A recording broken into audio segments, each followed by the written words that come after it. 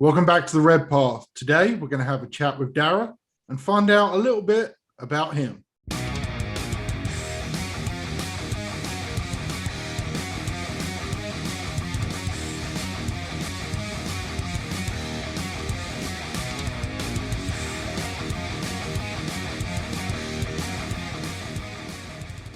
Welcome back to the Red Path, everyone. We're back again. And this is kind of a special episode, one of two episodes we're going to drop because we recently hit 2,000 subs. So thanks to all you absolute legends out there for being here. We're just going to kind of talk to each other in separate episodes about how we got into 40K and why we love the World Eaters and maybe a little bit of stuff, about ourselves, a little bit of personal stuff, not too much.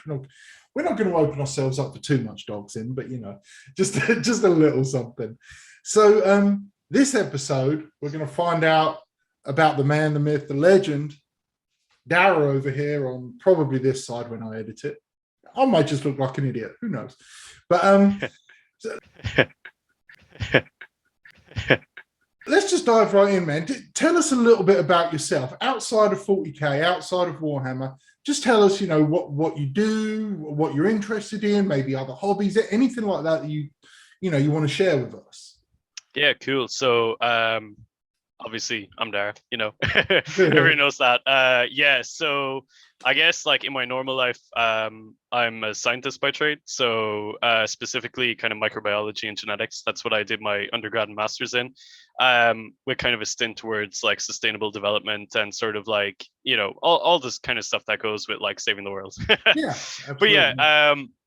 But so like went to college a few years ago doing genetics and then transferred into a master's, which was kind of about plant genetics and stuff like that. So like big research project and stuff. That was really, really fun. Kind of, I suppose my main like career and drive and stuff. And then obviously because of COVID and stuff, everything kind of changed. I graduated during the pandemic and everything. I was working as a researcher for a little bit and then found my way into the vaccination program here in Ireland. Which then briefly led into a stint in the testing center that we have here. And now I'm going to be flipping back into research over the next couple of years, which I'm really excited about. But yeah, so that's kind of what I do in my professional life as such. That isn't the Warhammer side, I guess, because I guess that's also like a professional side now. Yeah. But like aside from that, in my personal life, like 40K is probably my main hobby. I mean, I spend an exceptional amount of time making videos, playing games, chatting with people, and painting. Like painting probably is my biggest time sink right now because, so one of my other jobs, I do commissions on the side, and that's a pretty time intensive thing to do. So yeah, basically, just a lot of painting and painting in the Grimdark, which is like my jam. But yeah, apart from 40K, I love tabletop role-playing games, so play a lot of D&D. I DM currently 3 different campaigns, which are all homebrews in worlds I've created. So that's really good fun. I really love playing, but don't really get the opportunity to play that much. So yeah, we might have a little something coming on the channel soon in terms of tabletop role-playing, but we're going to keep that one a little bit hush-hush for now. Yeah, just keep your eye out for that. Keep it in your back pocket, yeah. Yeah, so apart from the kind of like gaming and stuff, I really like computer games. Big Xbox nerds. I've been playing Halo since like the OG days. It was like kind of one of the things all my friends did. Like Halo's my game. I love it so much. Made some really great friends playing that, and other games like Dark Souls, which is a really big source of inspiration for my 40K hobby. Actually, it's really crossed over into sort of my hobby life and stuff. But yeah, those are like my main hobbies and stuff. And yeah, a little bit about myself, I guess. I suppose a lot of like you folks might already know that just from kind of hanging out and chatting and stuff. But yeah, for anyone who didn't know, it's kind of about me. Okay, so how did you first hear about, how did you first get into Warhammer as a thing, regardless of which game system you dropped into first? Where was your first exposure to it, and how did that journey start for you? Yeah, it's an interesting one. I guess so I was like quite young at the time. I think I was in either late primary school or early secondary school when I kind of got into it. So like when I was a kid, I was like huge into like Lego and everything. I still am. I love Lego so much. Specifically Lego Star Wars, like my jam, you know. It's I have more like expensive than 40k, ain't it? oh man, like I got like like they're doing like that like collector's range now of like all the stormtrooper helmets and stuff. Man, like they're expensive, but I got one of them and I'm like, dude, this thing slaps. Like I love it so much. Um but yeah, like I mean, obviously, yeah, in terms of like media and stuff, like my favorite films are like sci-fi and all that kind of carry on, and like love anime and all that as well. A little bit more about my like kind of nerd stuff. I'm basically a huge nerd. But yeah, so like when it comes to 40k, so yeah, I was like pretty young at the time, and I was actually on holidays with my family in Barcelona, and we were just kind of like walking past the shop, and I was like, whoa, there's a really, really cool scout trooper from Star Wars in the window. It was like a little statue. Right. And so like being young and not understanding how like collector stuff worked, I was like, wow, I went in. I was like €200. And I was like, oh my God, I don't think I've ever seen €200 in my whole life. But yeah, so like it was like basically a hobby shop. And there was this one shelf that had 40k on it. So this was like, I think 4th edition or 5th edition. So there was like, all these like really cool things. And like, man, the box art just jumped out at me. I was like, dude, this is amazing. And like, coming from a very kind of like creative side, I saw that you could like put these together and paint them. And I was like, I need to know more about this. Yeah. So I picked up a box of easy to build 5-man Space Marines and a box of, I think it was Tactical Marines.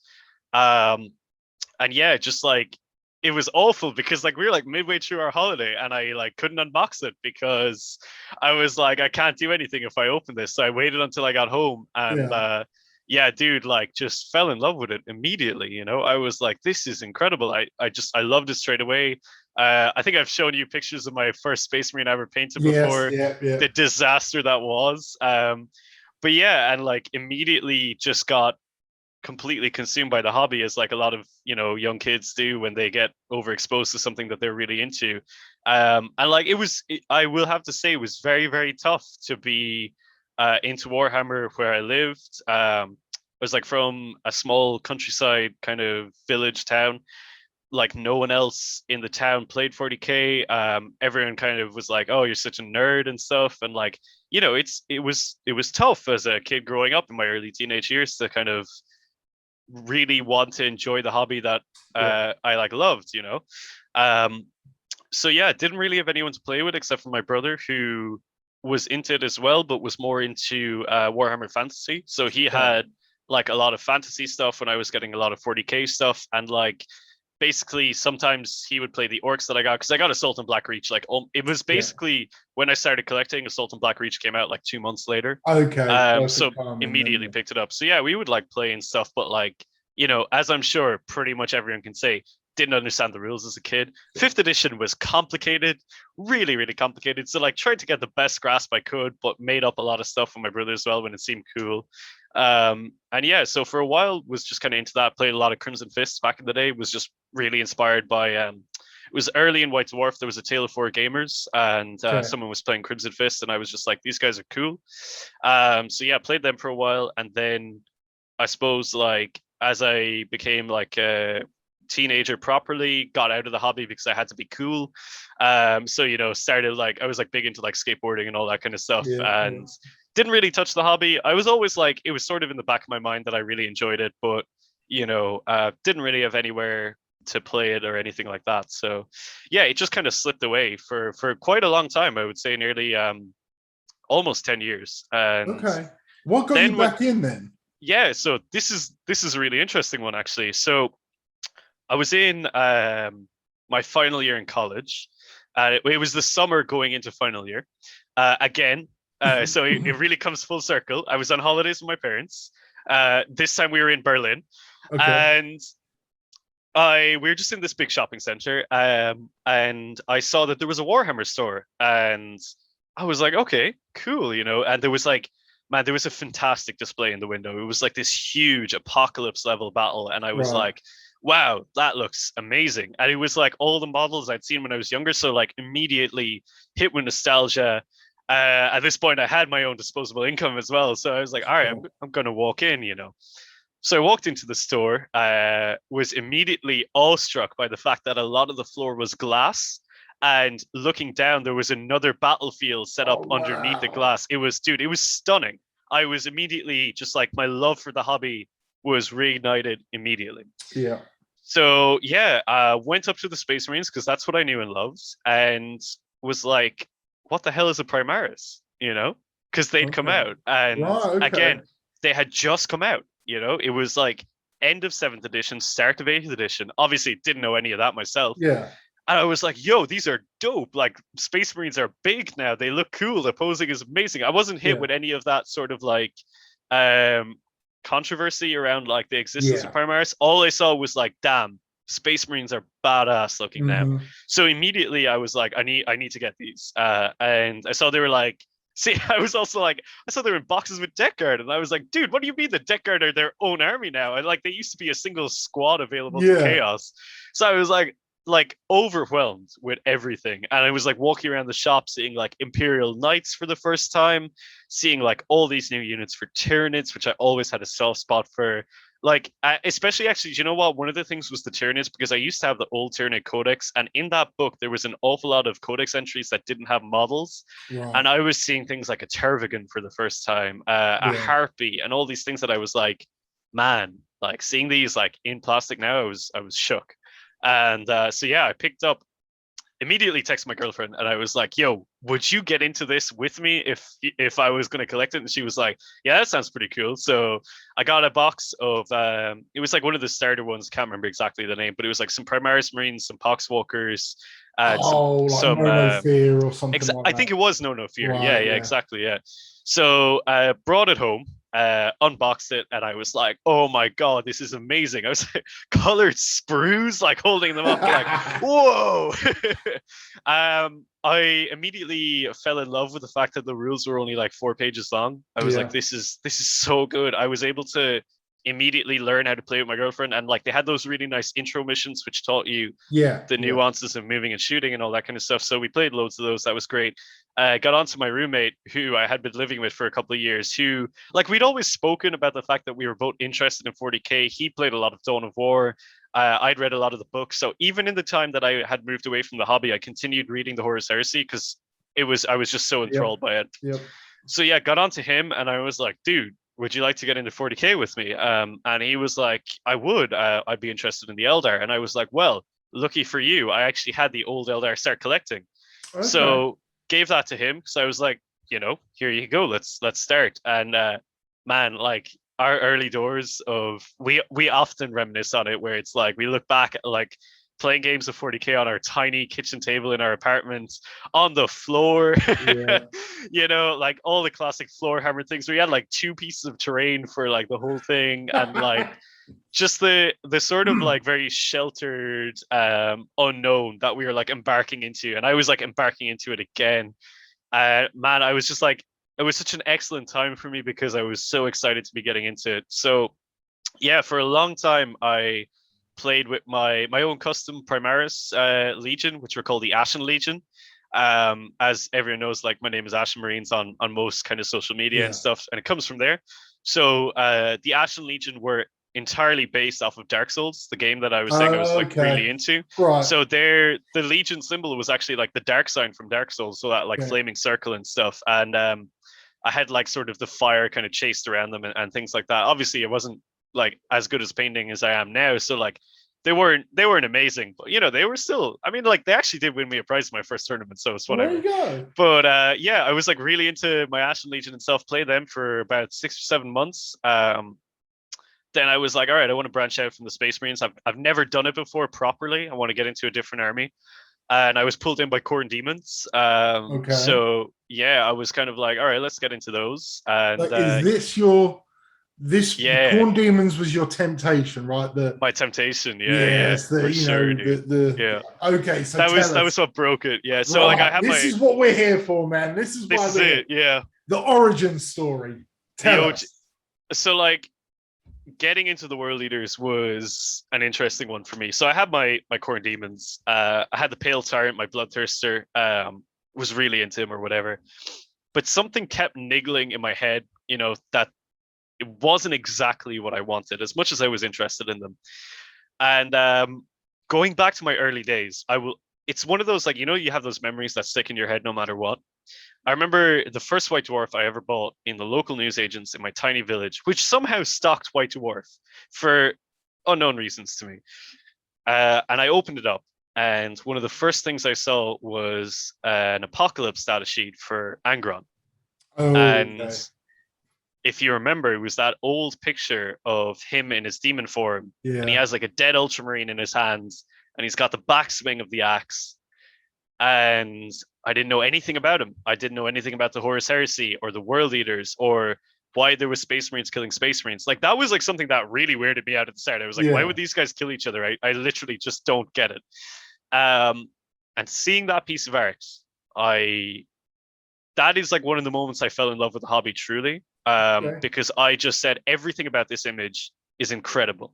And reading words like the butcher's nails and the world eaters, they were like words that jumped to me. I was like, Yeah. that's cool. Um, and so, like, as a young teenager reading the Horus Heresy, and I read the initial like 5 books and then kind of like didn't really read that much more for a while.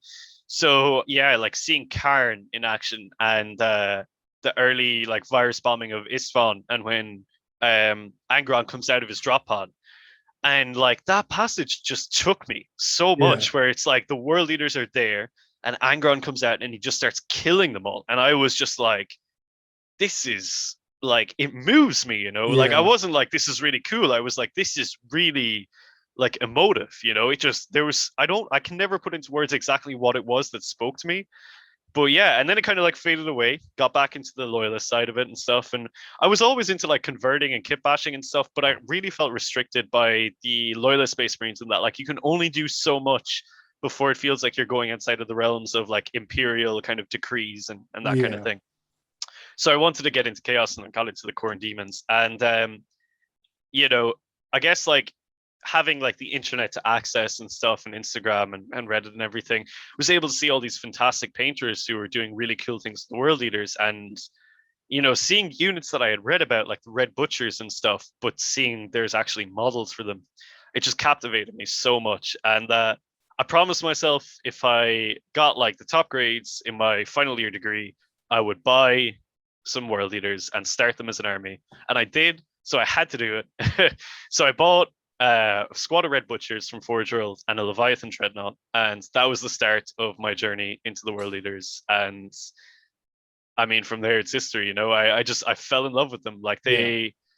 they captured me immediately, and I always knew I wanted to do the 30k scheme. I just loved it so much. And I still look at those Red Butchers that I first painted, and like my Leviathan that I painted, it actually ended up on the Forge World website. Like, that was like Oh, such dude. such a milestone for me, because like I painted and I was like, looking back on it now, I'm like, I can paint so much better. But at the time, I was like, this is a bagging model. I'm Yeah. stoked with this. Just put it up on Instagram, and like woke up the next morning seeing that I gotten like the thing from Warhammer Community, and I was like, oh my god, this is so cool. Yeah. So stuff like that, it really cemented my love for them.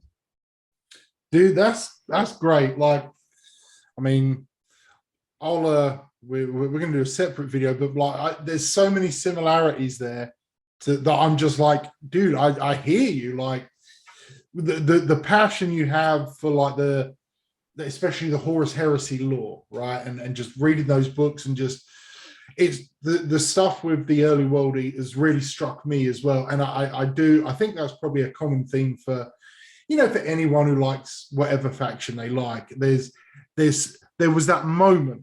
I would hazard a guess.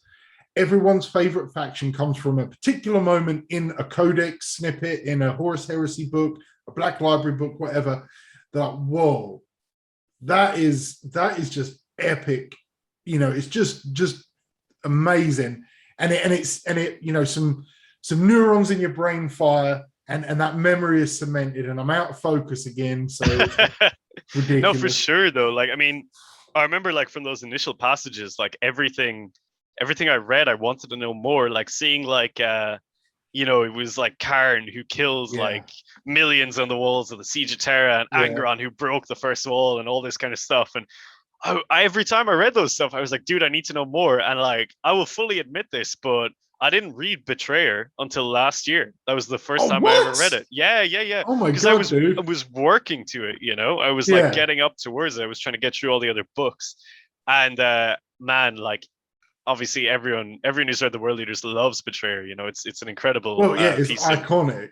yeah. It's just great piece of literature. You know, um, and that was just like everything I wanted to see. Like I got Slave to Nasseria as well. Oh, yeah. Fantastic, such a great book. And yeah, just like I guess like every time I saw them, I wanted to know more. And it's a mix of like my love for their lore, which I think is just really cool, but also just my love for how they play on the game. Because like I'm not like a huge fan of shooting in general. I think it's like fine as a mechanic, Yeah. but I love getting stuck into combat. It's kind of like, Yeah. like as a person, I'm quite reckless and yeah, reckless is a good way of describing it without getting into too many like crazy stories of silly things I've done. But yeah, Listen, so like we know how much money you spend when you're drunk on Forge World, so I can for just real. imagine how it impacts the rest of your life. Yeah, yeah, you get the vibe, right? But Yeah. yeah, so like, that reckless abandon that the world leaders like throw themselves into combat with, it kind of like not that I like relate to it as such, but it speaks to me, I'm like, Yeah. that's a cool play style, and like, yeah, man, it's everything about them. Like I remember OG days when I was a young kid, like looking at Karen the Betrayer, being like, wow, it's so cool that he's called the Betrayer without ever knowing why. And I Yeah. like it's stuff like that. I don't know why I thought it was cool, but I was just like, it's just cool. Um, yeah, man, like it's actually really difficult for me to articulate exactly why world leaders because there's so much emotion when it comes to them Mm. that and I can't really understand exactly where it comes from. Um, but it's just every time, and I've tried to start new armies since the World Leaders. I tried to pick up Gene Stealer Cult. I tried to pick up Tau. I tried to pick up Eldar. And it's like every time I go to build a list or I go to paint one of those models, I'm just like, dude, it's not a World Leader, Yeah. or it's not Chaos, and it's not right. It doesn't sit with me. Yeah. And it's like I guess it's like to an extent it's close minded, but like I can just never really pull myself away from them as much as I want to kind of branch out into other aspects of the hobby. But when it comes to getting away from world leaders or even chaos in general, because I just love the faction as a whole, Yep. I just can't. I can't break myself away. To the extent that like outside of like my immediate friends and stuff, everyone in kind of like the competitive scene in Ireland just knows me as the world leader guy because Yeah. like that's what I do. And it's cool to be known for that kind of stuff. Hell But yes, it is. yeah, I guess like it's an interesting one. Yeah, like as my hobby kind of progressed and stuff, and it's been really fun to kind of look at my early models, which were converted up from the Betrayal of Calth box, and kind of like my understanding of painting back then, and how it sort of developed and into what it is now. And yeah, it's just a really interesting map to kind of like look back on, and even my competitive journey and stuff. And yeah, it's nice to look back on it and to have an army which I've continuously have had like basically throughout that entire journey, and just to be able to like kind of catalog it and see like how my painting progresses, how my win rates progress, how like my understanding kind of the game is as a whole is like reflected in my understanding of the world leaders, I think. Yeah, dude. I mean, big respect. It's like it's good to know. Like I knew some of that stuff, like because where we've talked, but just hearing it all together, it's just so. It's really cool to just see that journey and like like you just mentioned, like the map of both your hobby, your competitive play, your evolution into what it's world eaters all the way, baby. Like just those things and how they all converge together is Yeah. I'm sure so many people who are watching this like, wow, that's kind of my story as well, there's parts of it that they can pluck out. It's like, yeah, I remember the first time I remember the day that Horus slew the emperor, or whatever, just Oh man, oh that line. shivers on that line. But yeah, Oof, it's so good. Yeah, I yeah, mean, like that's, and I've kind of always found it because like I'm always really interested to see like people's origin stories of like getting into the hobby, be it like really famous kind of YouTube personalities or even just like people that I'm chatting with online or yeah. whatever, because like there's always a kernel of similarity I think for Mm, everyone. like so many people are like got into it when I was young, dipped out in my teenage years, got back into it, Yeah. you know. That's like such a consistent theme. And I'm like, it's so cool to rediscover the hobby when, you know, you're an adult with disposable income. Like, man, dude, I remember like back in the day when I was like a kid and I had like no money, I was like, oh yeah, these 3 kits are gonna have to do me a year, you know. Yeah. And now I'm like, oh god, this pile of shame, you know. It's like the Oh god. Yeah. exact opposite, right? You know, Yeah. but yeah, like it was such a gradual progression to getting to the world leaders for me. But once I got into it so hard that like I started to get wound up in like even like the online community, you know. I started making like, I guess like not like a name for myself. I don't want to like, I don't know. No, Want to but kind of, you would like definitely like your Reddit Tacticas was like, because I that's how I knew of you, because I just didn't follow the hobby side of it, right, as much certainly, but your Reddit Tacticas for the World Eaters was very eye-opening, and I think opened up the World Eaters a lot, you know, between the two of us. And then I think it was pretty pivotal, quite frankly. But I know that was separate from your hobby yeah, aspect, right? it's an interesting one. Yeah. I'm not exactly sure what led me to starting the Tacticas. I think it was mostly down to the fact that I saw a lot of people asking very frequent questions on the subreddit. Because like back then the subreddit was a very, very small community of players. Like it's really, really exploded in the last year. But yeah, I kind of saw like all the same questions being asked, and I was like, you know what? I have the answers to these questions, and it kind of gets back to, so like when it comes to the hobby, I like it's a personal belief of mine to always encourage like the growth and the enjoyment of other people in it. So when I see people asking questions, I always want to reach out and help, you know, or to leave a nice comment on something that I see, you know. And I just decided to start doing the Tacticas as like a blanket kind of cover for that, you know, because there's no sense in retyping the same thing over and over again when you can make it one once. And like my first couple of ones, they like went down like kind of way better than I expected, where people were like, this is, you know, this is really useful. I was fully sure people were going to be like, oh yeah, whatever, you know, and just Yeah. like get like one or two comments. But like, you know, people were like messaging me like and being like, yo, thank you for that. You know, that Yeah. really helped me. And like early doors, people were sending me lists being like, so what do you think of this? And that was like very, very overwhelming for me, Yeah. because I didn't feel like, I think qualified is a good word to say for it, because I didn't feel like I was in a position to validate someone else's opinion on stuff. And people seem to think that I was, because I was expressing my own opinion. And that's all I ever marketed to be. You know, I was like, this is what I think. And I guess like it just gained traction and stuff as more and more people were like, yeah, I think the same thing. Or like, you know, I didn't think of something that way. And it sort of started to kind of snowball. And I guess like around the same time was like, you know, you kicked off the Red Path, and I was consuming a lot of that content as well. And it was kind of refining some of my own ideas. And then, you know, like back in the OG days, like we had a couple of conversations online, you know, I was like, oh yeah, yeah, doing the same thing. That's Yeah. cool.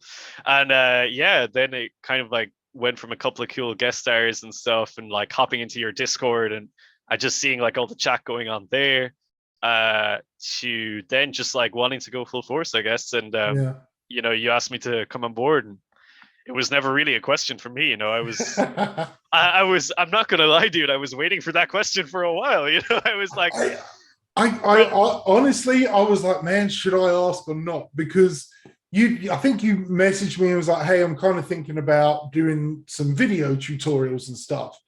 And I was like, well, just be prepared, dude, because there's a lot of BS behind the scenes. And then I was like, dude, it'd be awesome if you came on. But like, I don't want to like be awkward and be like, you know, it's like when you get an awkward Christmas present from like your aunt or something, it's like, oh, yeah, thanks, I love it. yeah, And oh, it's like, great. yeah, you know, it's like, I didn't Yeah, want to be in that put that sort of position where you're like, man, I enjoy hanging out, but I was like, fuck it, yeah, you know. So it was like, because it was, I think, such a huge benefit for our community, myself definitely, the channel, whatever, to have you on board. I'm glad you were I'm glad that those were your feelings about it, because I was kind of Yeah, no, dude. Like, I mean, I think that first episode we ever did where I guest starred, I came off that on such a high. I was awesome, like, dude. we recorded that and I was like, oh man, that was so much fun. Yeah. And like I was literally like, I know it was like one guest star, and I was like, oh yeah, like I don't want to like impose or anything. I didn't want to be like, dude, that was so much fun, blah blah blah. Yeah. And like in my head, I was like, God, I really hope I can do more of those. And like in the back of my head, the very, very back, I was like, dude, I really, really would love if Jamie asked me to like properly like come on board someday. And then like, yeah, in the meantime, so like I'd been doing a lot of painting in the months kind of after that. And it was like a really interesting progression of sort of friends maybe like asking me to paint something for them, and then kind of stop being friends. And like I was getting a lot of comments on Reddit being like, do you do commissions, blah blah blah. And I sort of stepped into that realm. And yeah, kind of from there I was sort of like, okay, maybe I should start making painting tutorials, because like Right. I always am so sort of opinionated on this thing, but like I always want to share how I do my stuff. I don't ever want to keep secrets about the Yeah. hobby away from people, because I remember back in the day, it was like there was like a real taboo around sharing your techniques. Like everyone wanted to be really secretive so that they could do a certain thing. And like Mhm. as a kid, I never really knew how to paint, because the only tutorials I would get were the ones in White Dwarf, which were very rarely applicable because Mhm. like they were often outside of my skill gap and stuff. And I'm always there to like kind of push people and say like, you can do this thing. Let me like help you how. And like it's I used to do it by like sending people messages when they would ask me. I would say like, this is the exact process, but it's really hard to convey that sometimes, especially when it Yeah. comes to like trickier techniques and stuff. Like I can say like, do this layer, then do this layer, but when it comes to something like oil painting, I'm like, I need to show you how it's done. So like I was going to get into the videos for that, and kind of said it to you because I was like, oh look, fellow world leader player, you've got a lot of experience with that. Like what's the pitfalls and stuff. And then you were like, do you want to just be part of it? And I was like, I've been waiting for this for months. Me as well. Oh Yeah, god, it's dude. like, It was oh, like, that's so yeah. that's funny. It, Because yeah, like, sorry, go ahead, mate. it was like around that same time, like I'd been approached by like the subreddit to be like, will you mod and stuff. And it was such like a wave of not to get like too soppy or anything, but like I was literally just like out of nowhere, I was experiencing so much like sort of like uh man, I don't even know what the like right word to say, Validation, but like maybe. yeah, I guess like not even like, I suppose, yeah, validation is a good way of saying it, where it's like Yeah, like that scene. suddenly Yeah. like these people who were sort of like, you know, in a different realm to me, where I was like, you're making content on YouTube. That's like an unattainable goal for me. And like Right. these people like on the subreddit in charge of like all these people who are interested in stuff. And now like you're coming to me being like, do you want to be part of this? And I'm like, I don't, no point did I realize what I was like transitioning into. I was like, when did Yeah. I become just another kind of like hobbyist enjoying whatever, to being like someone who's like creating, Yeah. these things. And like it was pretty emotional, to be honest, because I like, obviously this is a hobby I love so much, but my biggest thing is I always want to give back to the community. I want Yeah. to make sure that other people are loving it just as much as me. um and like this was sort of a way I saw of like a platform where I could kind of do that. I could promote the hobby love, I Yeah. could promote encouragement of each other, and building up each other. And like that's what I always try and say in the painting tutorials. I'm like, well, this may look difficult, you can definitely do it too.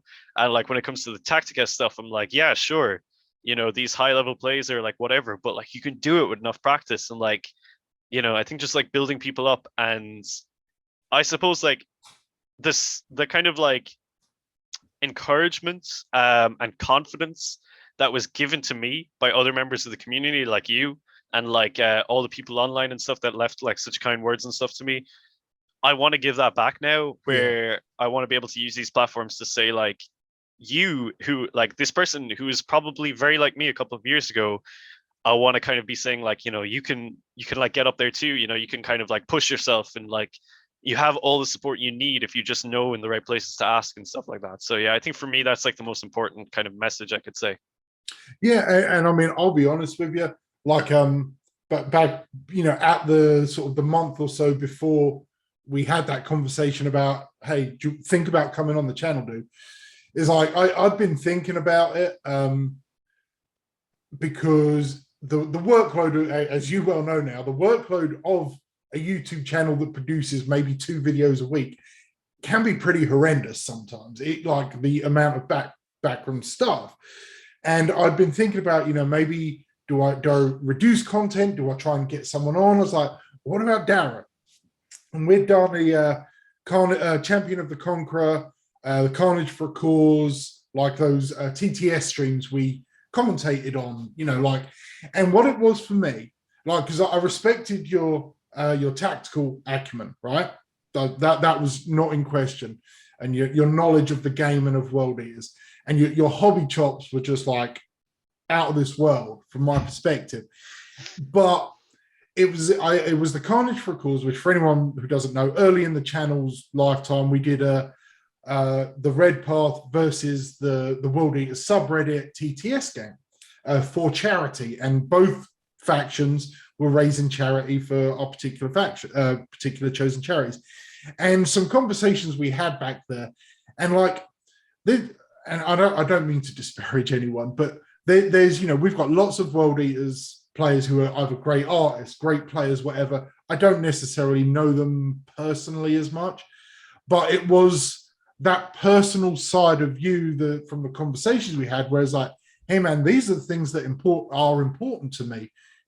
Whether it was the environment, whether it was, a rational explanation of science and science communication to people, for, dude, let's do some charity work. And you being so up for that, like literally giving back monetarily and driving people to donate to help those less fortunate to us. And then applying that, like you just said, to the people watching this video.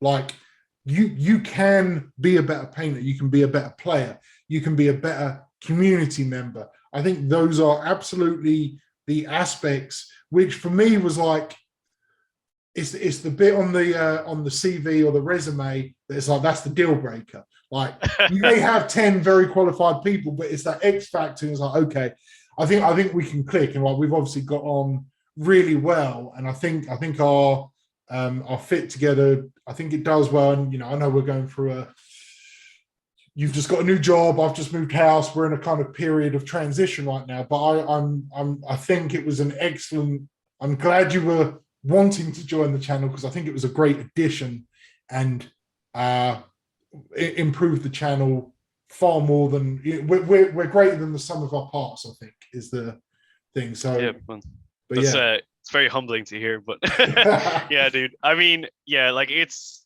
like, giving back is kind of something that's like just really important to me anyway. It's like I was saying, it's pushing people to further themselves. And like, I think one thing in like the whole world, and like 40k as well, especially more recently, is like, people latch onto the negativity and stuff. Yeah. Be it like, in the world news, like when COVID was starting, and now all this stuff about the environment and stuff, and it's like, bad news sells, and bad news always does really, really well. And the same goes for the hobby. Bad news is what gets you the most likes on the social media platforms. People push it and stuff, and people love to chat about it and stuff. But like, we don't focus on the good enough. And my whole thing is kind of like, push the good. Mm-hmm. And like, the bad news always has to be acknowledged. Like, you got to be critical of everything. That's the scientist's main thing, is like critical thinking. Yeah.